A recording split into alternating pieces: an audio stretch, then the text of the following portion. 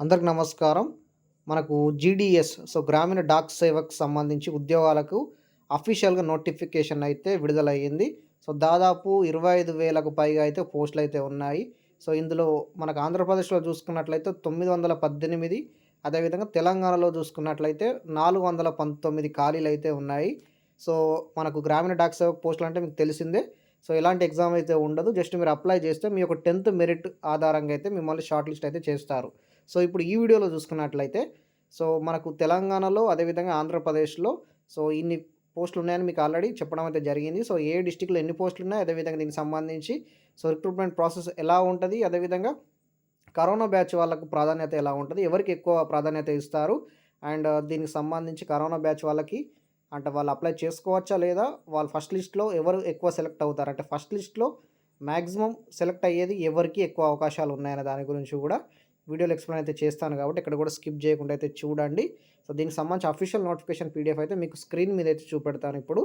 And మీరు గనుక మన ఛానల్‌ని మొట్టమొదటిసారి చూస్తున్నట్టయితే కంపల్సరీ సబ్స్క్రైబ్ అయితే చేసుకొని పెట్టుకోండి. ఎందుకంటే మన ఛానల్‌లో డైలీ జెన్యూన్ జాబ్ అప్డేట్స్ మాత్రమే వస్తాయి. అండ్ నిన్న, మొన్న మన ఛానల్‌లో అయితే మంచి జాబ్ అప్డేట్స్ అయితే అప్‌లోడ్ అయితే చేయడం జరిగింది కాబట్టి ఎవరైనా ఆ వీడియోస్ చూడకపోతే కంపల్సరీ చూడండి. మంచి జాబ్ అప్డేట్స్ నిన్న, మొన్న మన ఛానల్ అయితే పెట్టడం అయితే జరిగింది. కంపల్సరీ ఆ వీడియోస్ కూడా చూడండి. ఇంకా లేట్ చేయకుండా దీనికి సంబంధించి అఫీషియల్ నోటిఫికేషన్ పీడిఎఫ్ అనేది మీకు స్క్రీన్ మీద చూపెడుతూ స్టెప్ బై స్టెప్ ఎక్స్‌ప్లెయిన్ అయితే చేస్తాను. మీరైతే చూసుకోవచ్చు. Government of India, ministry of communications and department of posts GDS sections and notification and date కూడా చూసుకోవచ్చు 20th August 2026. అండ్ ఇక్కడ Gramin Dak Sevak online engagement schedule to July 2026 అంటే కూడా ఇక్కడ క్లియర్‌గా మెన్షన్ చేశారు. అండ్ అక్కడ ఆన్లైన్ రిజిస్ట్రేషన్స్ చూసుకోండి మీరు 31/8/2026 టు 19/9/2026 వరకు మీరైతే ఆన్లైన్‌లో రిజిస్ట్రేషన్ అయితే చేసుకోవచ్చు. ఆన్లైన్ అప్లికేషన్స్ అనేవి 31 నుంచి అయితే స్టార్ట్ అవుతాయి. అండ్ ఎండ్ చూసుకున్నట్లయితే September 19th వరకు అయితే లాస్ట్ డేట్ అయితే పెట్టడం అయితే జరిగింది కాబట్టి ఈలోపు మీరైతే ఆన్లైన్‌లో అప్లై చేసుకోవాల్సిన అవసరం అయితే ఉంటది. అండ్ దీనికి సంబంధించి జనరల్ ఇన్ఫర్మేషన్స్ కూడా ఇందులో మెన్షన్ చేశారు అఫీషియల్ నోటిఫికేషన్ పీడిఎఫ్‌లో. అండ్ బ్రాంచ్ పోస్ట్ మాస్టర్ అంటే అండ్ బీపీఎం అండ్ దానికి సంబంధించి రోల్ ఎలా ఉంటది, జాబ్ ప్రొఫైల్ ఏముంటది, ఏమేమి చేయాల్సిన అవసరం అయితే ఉంటది ఆ జాబ్‌లో అనే దాని గురించి ఇక్కడ క్లియర్‌గా అయితే మెన్షన్ చేశారు. అండ్ రెసిడెన్స్ గానీ, అకామిడేషన్ గానీ ఏమేమి ఉంటాయి, and assistant branch post master ABPM సంబంధించి పోస్టులు కూడా ఉన్నాయి కాబట్టి దానికి సంబంధించి కూడా జాబ్ ప్రొఫైల్ ఎలా ఉంటది, ఏమేం వర్క్స్ అందులో ఉంటాయి, ఏమేమి చేయాల్సి ఉంటదనే దాని గురించి కూడా క్లియర్‌గా అయితే మెన్షన్ చేశారు. అండ్ డాక్ సేవకు సంబంధించి కూడా అండ్ ఇక్కడ చూసుకోవచ్చు మీరు. ఇక్కడ ప్రతి ఒక్కటైతే మెన్షన్ చేశారు. And emoluments and allowances. Emoluments and allowances సంబంధించి చూసుకున్నట్లయితే కేటగిరీ వైజ్‌గా బీపీఎంకి 12,000 నుంచి 29,380 వరకు అయితే శాలరీ అయితే ఉండొచ్చు. అక్కడ క్లియర్‌గా అయితే మెన్షన్ చేశారు. అంటే 29,380 అంటే మీకు దాదాపు అన్ని అలవెన్సెస్ కలుపుకొని కూడా మీకు 22-25 ప్లస్సే మీకు వచ్చే అవకాశాలు అయితే ఉంటాయి. అండ్ ఏబీపీఎం అండ్ డాక్ సేవకు సంబంధించి చూసుకున్నట్లయితే 10,000-24,470 వరకు అయితే శాలరీ అయితే ఉండొచ్చు. అండ్ దీనికి సంబంధించి ఏజ్ లిమిట్, ఏ ఏజ్ లిమిట్ వాళ్ళు అప్లై చేసుకోవచ్చు అనే దాని గురించి మనం మాట్లాడుకున్నట్లయితే మినిమం మీకు 18 ఇయర్స్ ఏజ్ అయితే ఉండాల్సిన అవసరం అయితే ఉంటది. అండ్ మాక్సిమం అయితే 40 ఇయర్స్ ఏజ్ ఉండాల్సిన అవసరం అయితే ఉంటది. 18-40 ఇయర్స్ ఏజ్ లోపు ఉన్న వాళ్ళు అప్లై అయితే చేసుకోవచ్చు. అండ్ ఏజ్ రిలాక్సేషన్ కూడా అంటే SC, ST and physically handicapped 5 years పెట్టారు. అంటే 45 ఇయర్స్ ఏజ్ లోపు వాళ్ళు కూడా అప్లై అయితే చేసుకోవచ్చు. ఓబీసీ వాళ్ళకు 3 ఇయర్స్ అంటే 43 ఇయర్స్ ఏజ్ లోపు వాళ్ళు కూడా అప్లై చేసుకోవచ్చు. ఎకనామికల్ వీకర్ సెక్షన్ వాళ్ళకు no relaxation. And physically handicapped వాళ్ళకైతే 10 ఇయర్స్. అండ్ ఇక్కడ ఓబీసీ వాళ్ళకి అంటే ఫిజికల్లీ హ్యాండిక్యాప్డ్‌లోనే ఓబీసీ వాళ్ళకు 13 ఇయర్స్. అండ్ ఎస్సీ, ఎస్టీ వాళ్ళకు ఫిజికల్లీ హ్యాండిక్యాప్డ్‌లో 15 ఇయర్స్ అయితే ఏజ్ రిలాక్సేషన్ కేటాయించడం అయితే జరిగింది. And qualification as on the date of notification. Education qualification మీ అందరికి తెలిసిందే. సెకండరీ స్కూల్ ఎస్ఎస్‌సి పాస్ అయితే సరిపోతుంది. 10th క్లాస్ మీరు పాస్ అయితే సరిపోతది. అండ్ అంటే మినిమం మంచి గ్రేడ్ ఉండాల్సిన అవసరం అయితే ఉంటది. ఇందులో మీరు షార్ట్ లిస్ట్ కావాలి అనుకుంటే మాత్రం మినిమం అంటే 9-10 మధ్యలో ఉండాల్సిన అవసరం అయితే ఉంటది. మ్యాథ్స్ ప్రిఫరెన్స్ అయితే 9.5-10 జీపీఏ వచ్చిన వాళ్ళనైతే ప్రిఫరెన్స్‌లో ఎక్కువగా వాళ్ళు సెలెక్ట్ అయ్యే అవకాశాలు అయితే ఉంటాయి కాబట్టి 9.5-10 మధ్య వచ్చిన వాళ్ళు ఫస్ట్ లిస్ట్‌లో వచ్చే అవకాశాలు అయితే ఉంటాయి.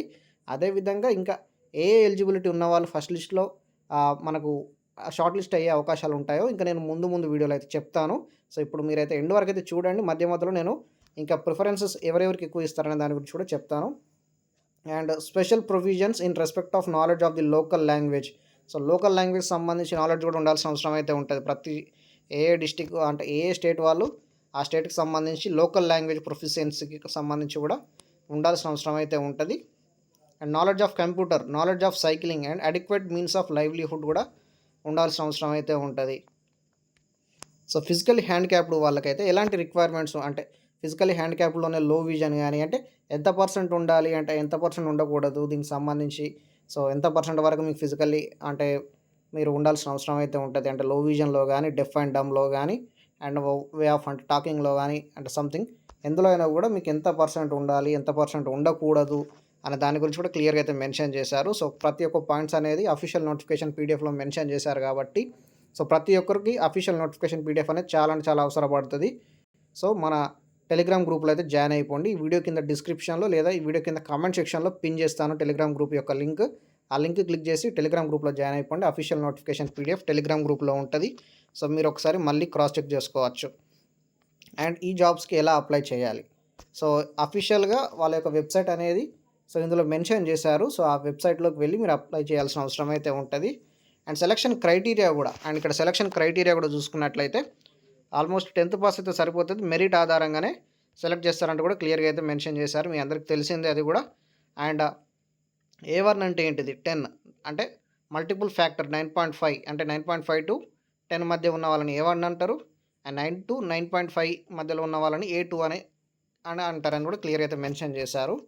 సో ఇందులో చూసుకున్నట్లయితే అంటే ఎవరికైతే కొంచెం మ్యాథ్స్ అంటే బిఫోర్ కరోనా బ్యాచ్ అంటే కరోనా బ్యాచ్ కాకుండా బిఫోర్ కరోనా బ్యాచ్‌లో గానీ, ఆఫ్టర్ కరోనా బ్యాచ్‌లో గానీ సో ఎవరైతే కరోనా బ్యాచ్ కాకుండా సో ఈ 9.5 టు 10 మధ్యలో ఎవరైతే తెచ్చుకుంటారో వాళ్ళకైతే మొదటి ప్రాధాన్యత ఇస్తారు.